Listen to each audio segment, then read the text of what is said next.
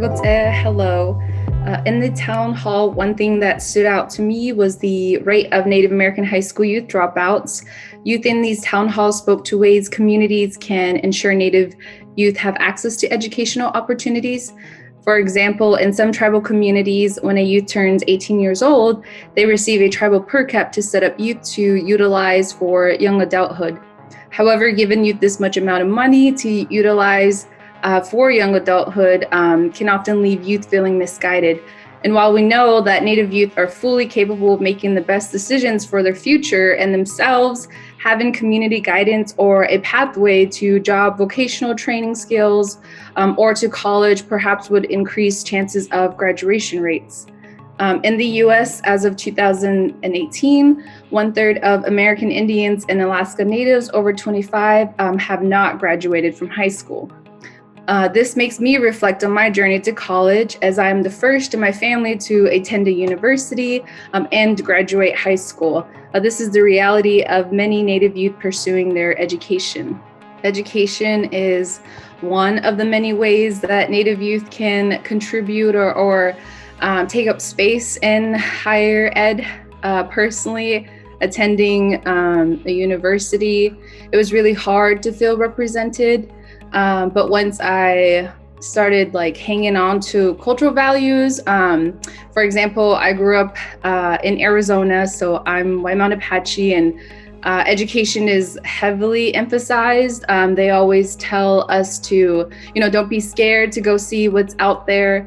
But personally, entering into these classrooms via Zoom, online, or when it was in person, it was a little intimidating, but I had to find strength in the fact of knowing that I was paving the way or holding space for others behind. But I do want to share that we're powerful when we gather together. There's medicine and healing. I think it makes our ancestors proud. And so I just think that education is one of the ways that Native youth can embrace and find, their passions and share what they are excited about. There's a lot of good things that Native people hold. We're spiritual, we have land connections, and we don't ever feel alone. We have family everywhere. So if we take over, education, and don't ever think that we have to go to universities to learn too. There's a lot of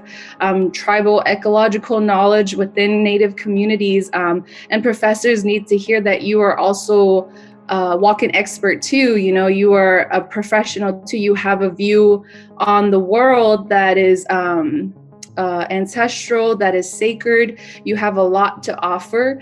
And I don't ever push education on other folks. For other folks, maybe job vocational trainings.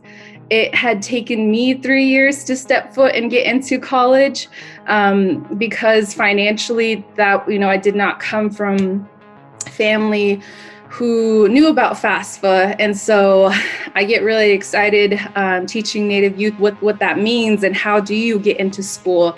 And so I grew up with, people who went to Arizona State, and I was like, oh, I can't wait to be in college. And I didn't know what I wanted to do. So I took some time, but it's just remember, this is still your journey. And find those talents, because we are all full of talents. We all have something to offer.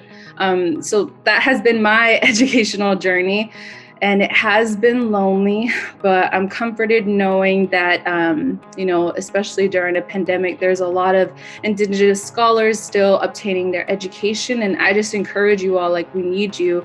We need you here, and we need you in those spaces. And don't ever make yourself small. You take up all that space and know that you have community who is so proud of you. The Unity Peer Guides are here to help. We know that together we can heal our communities.